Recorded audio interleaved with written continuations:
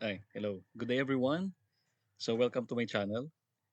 And in our lecture series in Principles of Agricultural Entrepreneurship and Marketing, so where I'm going to discuss the Unit 2 in this video, Agricultural Business Planning in the Philippine Context, Navigating Success in the Fields.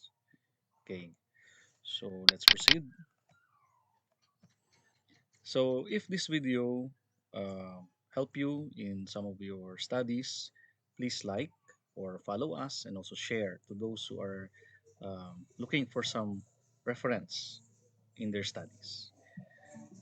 Okay, so first, um, welcome to today's lecture on agricultural business planning. And in this lecture, we will explore the fundamentals of agricultural business planning and discuss key considerations and specific to the Philippine agricultural landscape. First is the importance of agricultural business planning.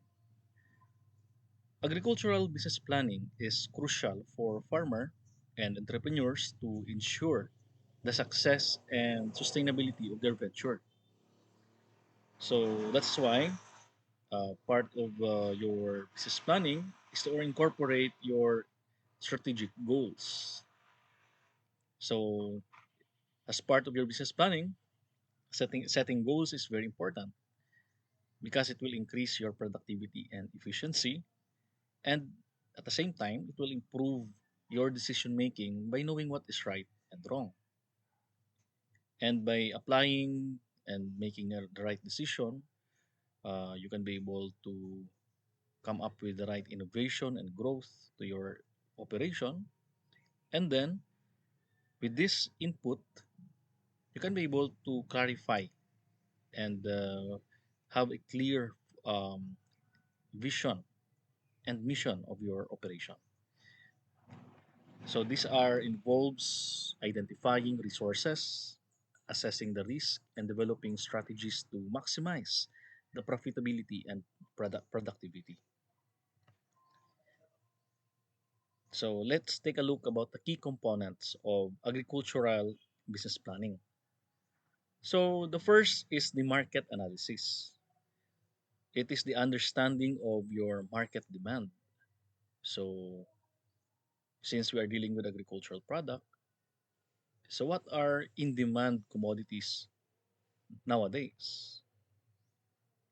And what are the trends of our agricultural products that our consumers, our customers are looking for?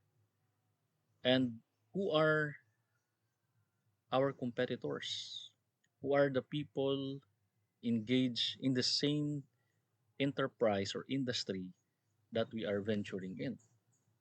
So, as part of your market analysis, you should also identify a what we call market size. So you need to look for that the demand aspect. How big is the industry that you want to be part of? And then the market segment.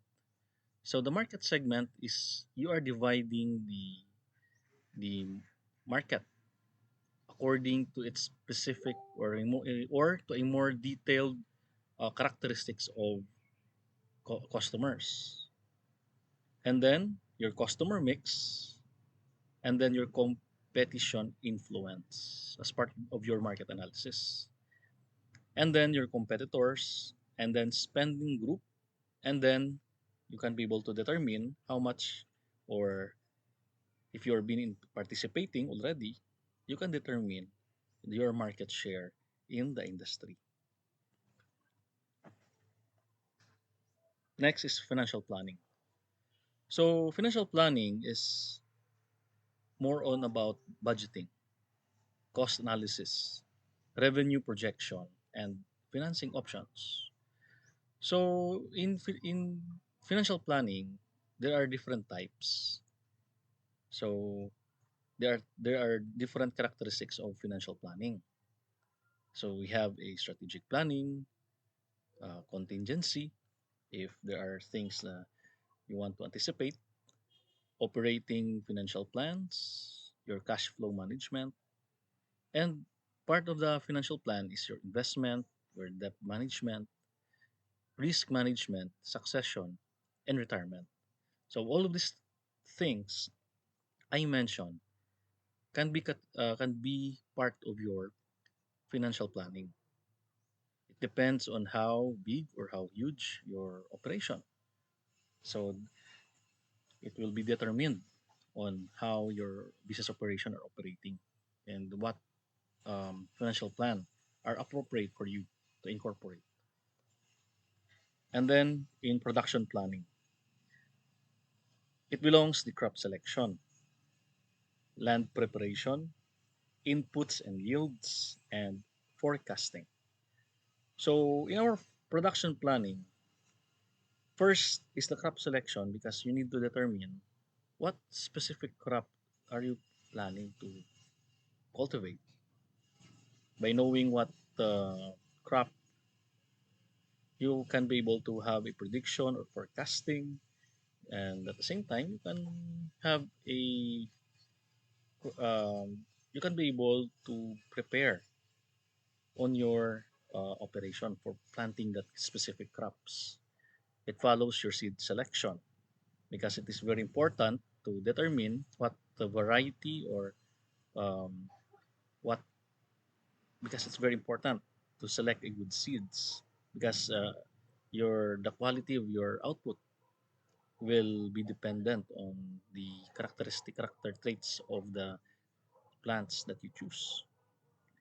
And part of that crop selection, it will follow through with seed germination and then automated digging soil.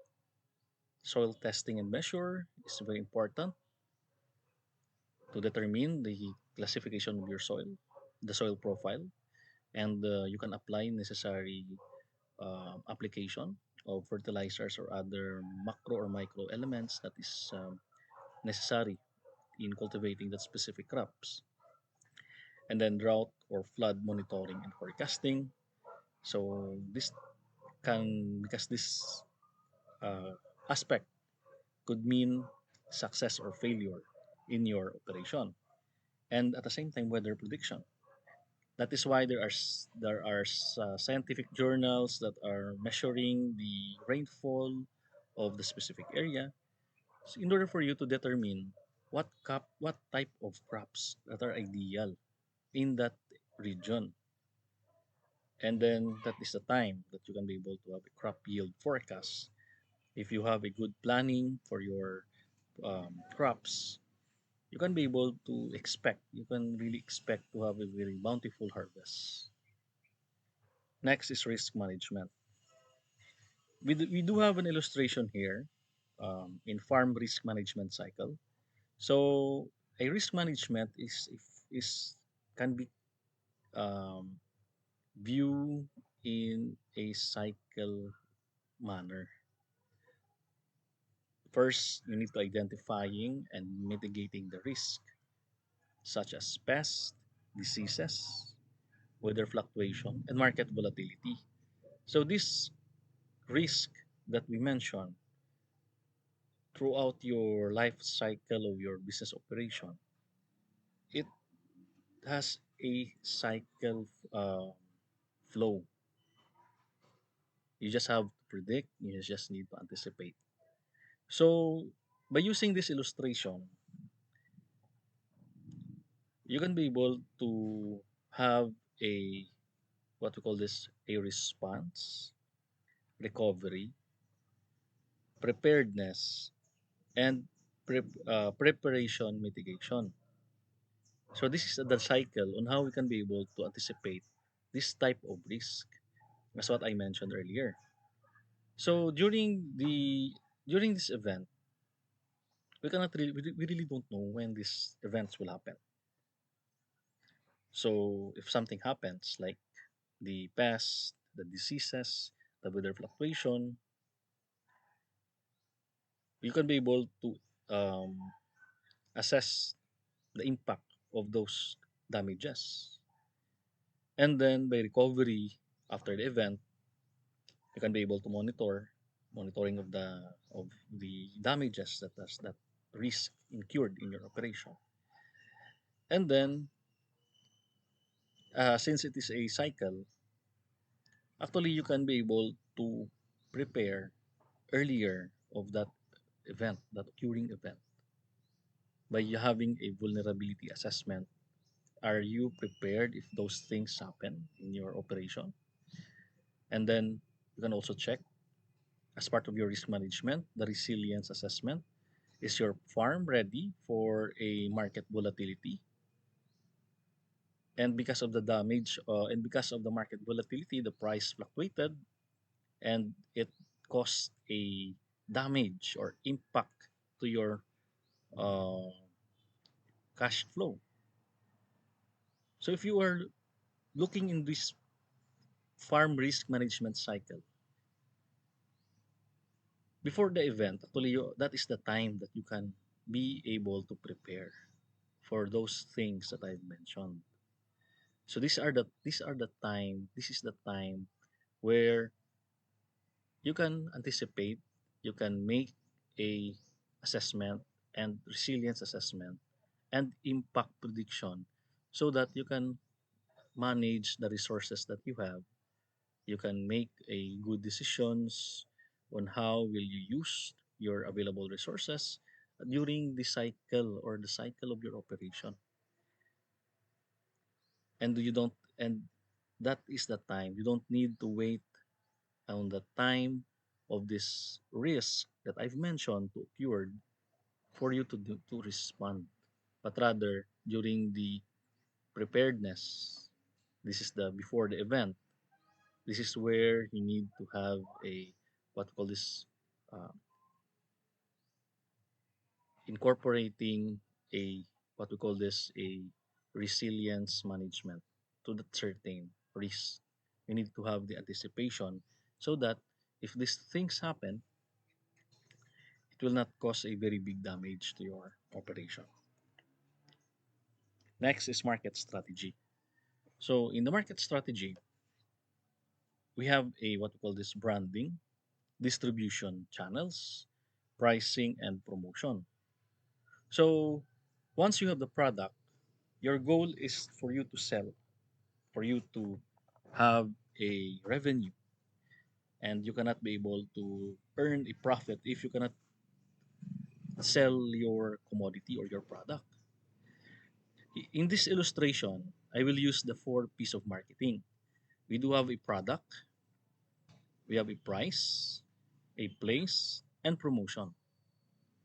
So a product is a what the customer is needed. What are the products that they really need? And then by knowing what they need, you need to innovate in order for you to penetrate the market, and then you need to provide a quality assurance as part of your branding. And then effective branding and product life cycle. That is the what we call this the distribution channel will follow. And your product should have a what we call a distribution channels. This distribution channel belongs to our place in as part of our four P's of marketing. This is where your product will go. You need to identify your market niche. You need to identify the people who are enthusiast or um, those who know the value of your product. They are the one who are willing to pay for the price that you're asking.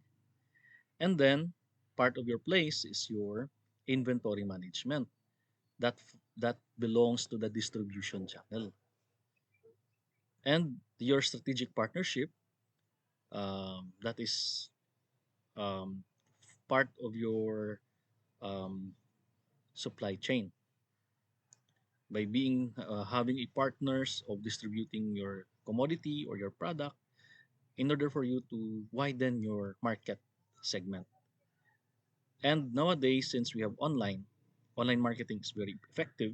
Your online presence is somehow one of the most effective marketing strategy nowadays by using the online platform. Even Facebook marketplace, your social media can very effective tool in selling your product. And then we have a price.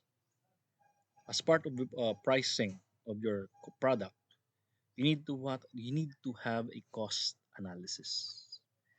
By having a good cost analysis, you can be able to maintain the good quality of your product and at the same time asking the right price for your customer.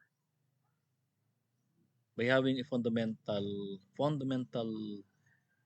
practices in cost analysis, you can you can assure or you can give assurance to your operation that you are selling your product in the right price where you can be able to earn a significant amount of profit, and at the same time you know your bottom price, where that is the price where what you call this um, the price that you are not going to incur loss but rather break even, earn a break even when you sell at that specific amount of value. So what I'm trying to say in that cost analysis, the fundamentals is that you need to know how much are the total cost of that certain product throughout of your operation, because there is what we call a competition. And by knowing your price, your significant asking price, you can be able to give or what we call this, you can be able to adjust your pricing in order for you to compete with your competitors so that you will be able to sell it at the right amount of price for your product. Because as what I mentioned, there is a competitor pricing. That is why cost analysis is very important. And then a perceived value where your customers is are the one who will pay for that product that you are selling. So that is why you really need to have a good packaging, a good marketing uh, marketing aspect, and you need to make sure the quality, because that is the price that your customers are what we call this, the perceived value, as what we are talking about. You are creating a what is it for them. You're creating that perspective para sa for your customers, because they are willing to pay, but we are will going to give you this amount of money in return for the value of what they are paying. Okay, and then in pricing strategy, since we have a competitor pricing, part of your pricing strategy is that how, if you put that specific price of your commodity, the goal is that the goal is to attract your customer to buy because of that price. That is part of your pricing strategy. You are placing the value, or you are putting the price tag in your product, and by putting that price tag as part of your strategy, you attract or you bring the customers to you instead of buying to your competitors, because your pricing is more appealing to them. And price adjustments.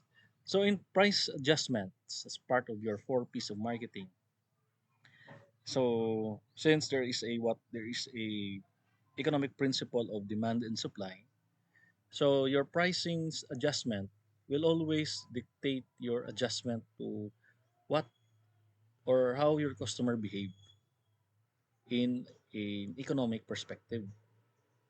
Your customers are really asking for a huge demand, so that is the time that you're going to sell your commodity into a more higher price. But if the supply is too much because you have a lot of customers, then you need to really have an adjustment of your price, that you need to lower down your price to the amount that you can tolerate, where you can still earn a good profit in order for you to still have a market share, to be part of um, competition, can still be in the competition among your competitors. And then last of four P's is the promotion. The promotion is you are telling the public that you are selling your product. You have an advertising campaign.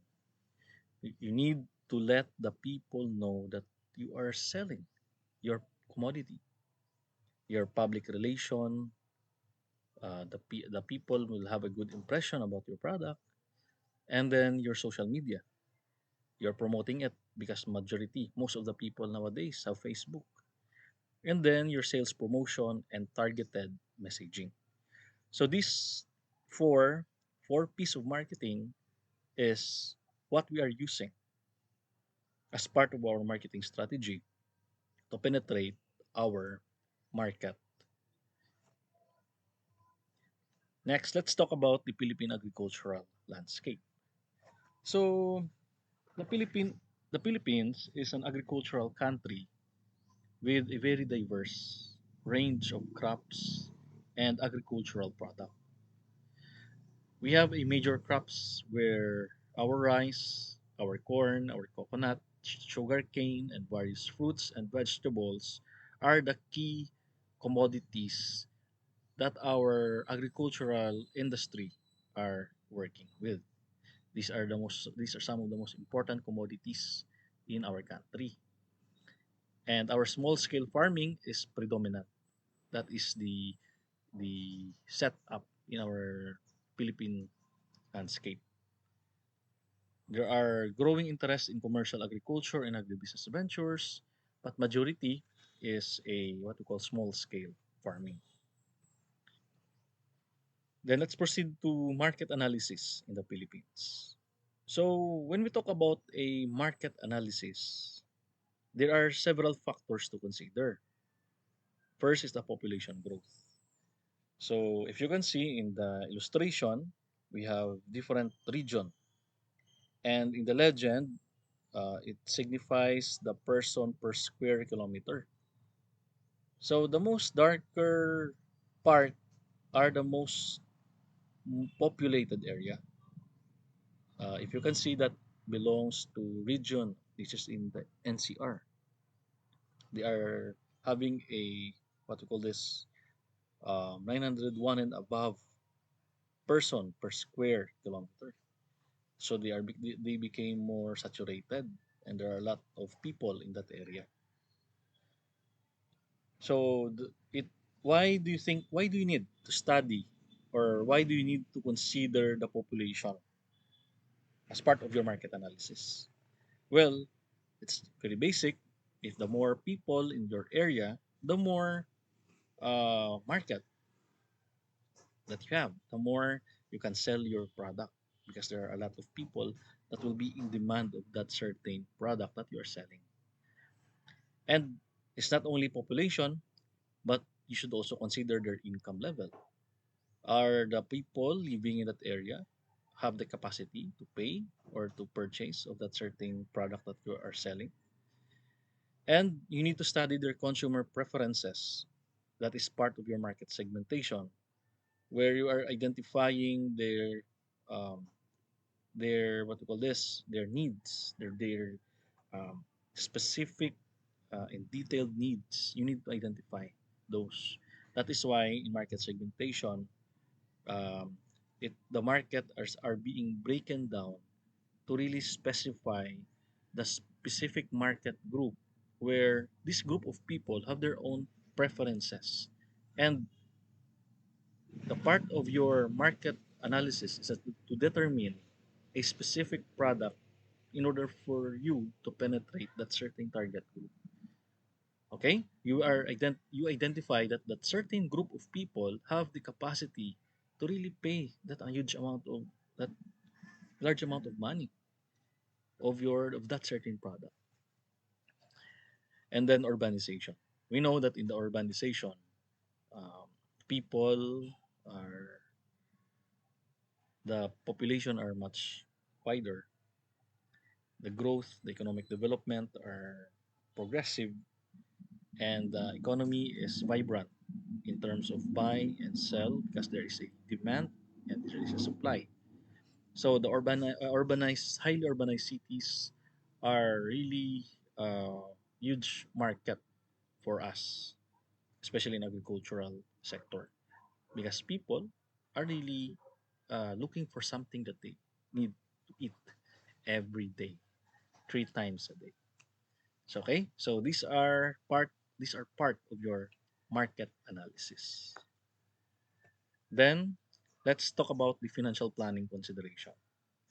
So in considering the financial planning, first you need to consider the access to capital, the availability of your loans, your grants, and government support programs are part of your financial plan, because this capital is what you need in order for you to operate your business. And cost analysis, as what I mentioned earlier, these are your input costs. What are the materials that you needed in order for you to produce this certain product? Your labor, your transportation, and overhead expenses.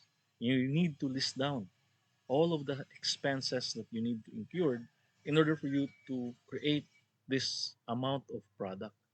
And the cost, the total cost, should be distributed to the volume of your product. And you need to have a overhead price. You need to to sell it in the amount in your pricing strategy. You need to sell it in the right amount where you can balance the profit and sustainability, where your customers will continuously buy to you. And then your revenue projection. In revenue projection, you are forecasting a what we call price.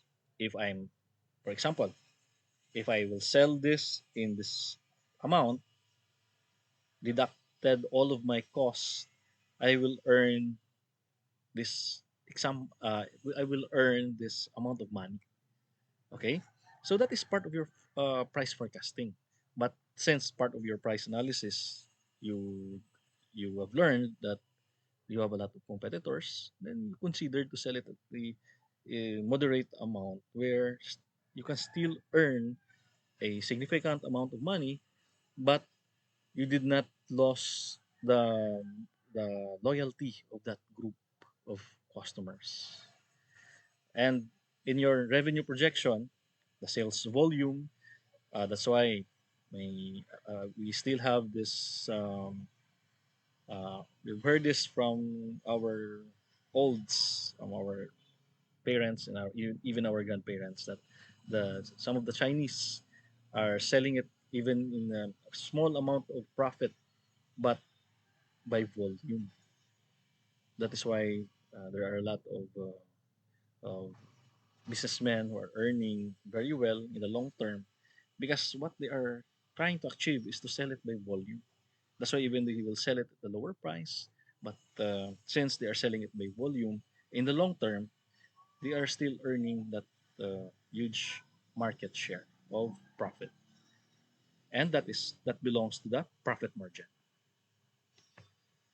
Okay, then let's talk about the production planning in the Philippines. So since we are agricultural entrepreneurship, we have what we call a crop selection, sustainable practices, and technology adoption. So in production planning, we have it is a cycle. First, you really need to analyze the demand. As what I am always stressing to this class in entrepreneurship, you need to determine what are in demand in the market. You just cannot put a product in the marketplace and expect that there are people will going to buy it, because if you don't know that because the one that dictates the buy and sell in the market are the people who are in demand of that certain product. And you need to determine the next cycle is you need to determine the capacity and the timeline, and then it will follow the evaluate the raw materials and output volume that you can produce. And then in the production, quality and accounting control. So you need to have this uh, principles that you need to implement in your operation.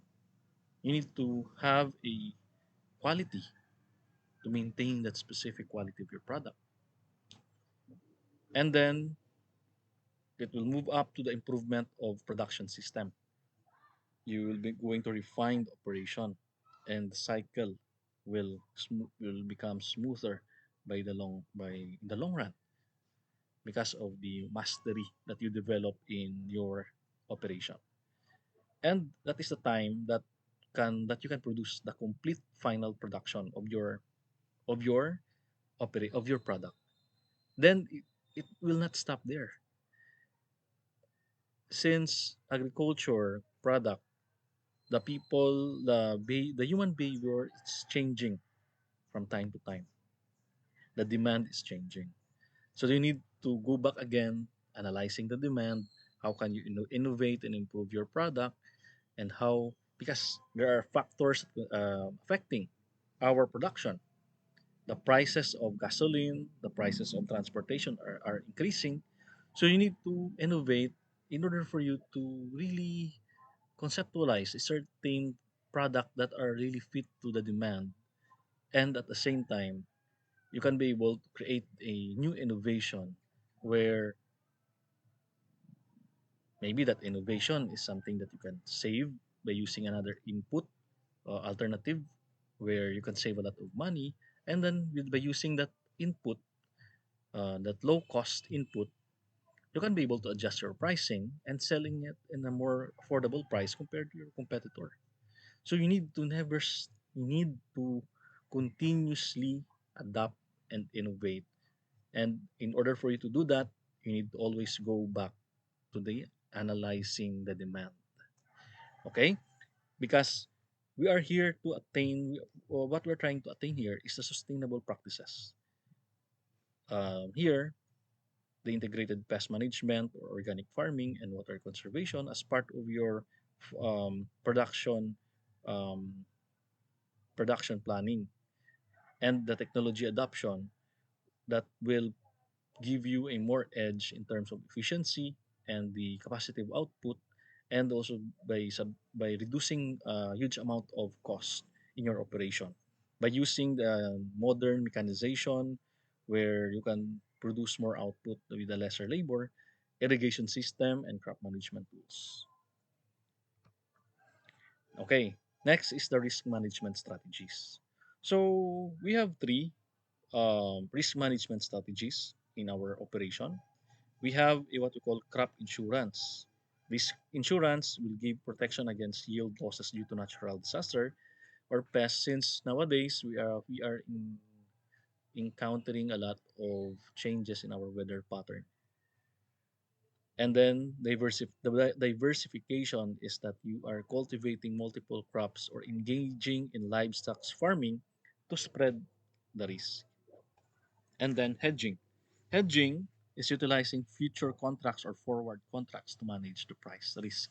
You're already locked in the price at the time that you're still in the process of production, that you are not yet in harvesting, you're in the middle, or before you start your planting of that specific crop.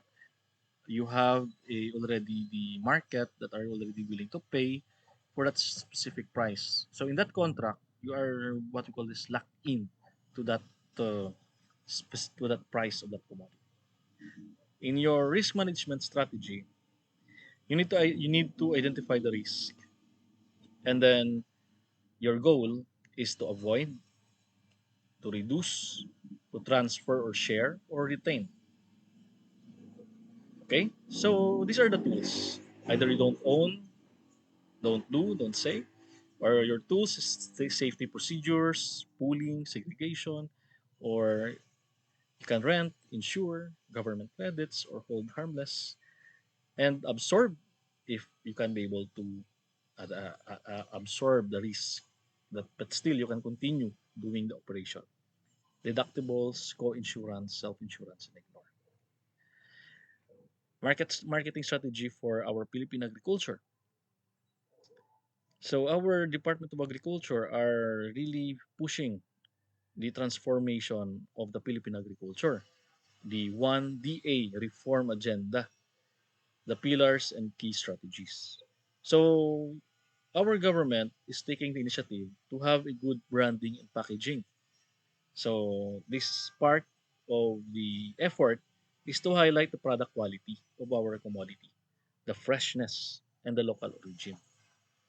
And then, the distribution channel, that is why our government are improving our roads so that our market can be able to bring their commodities to the market at the right time with the right amount.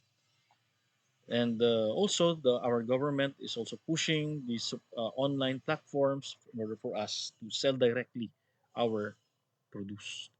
And in the promotion, by using or use social media, advertising, and participation in the trade fairs and exhibition. So, in conclusion, agricultural business planning is essential for our sustainable growth and profitability in the Philippine agricultural sector. It's very important. And by understanding the what I'm lectured about market dynamics, implementing the sound financial and production strategies, and effectively managing risk, farmers and our entrepreneurs can capitalize on opportunities and contribute to the development of the agricultural industry. So here is my references on our topic. So that is the end of our video lecture for today. So I will see you again on our next topic. Thank you very much and have a good day.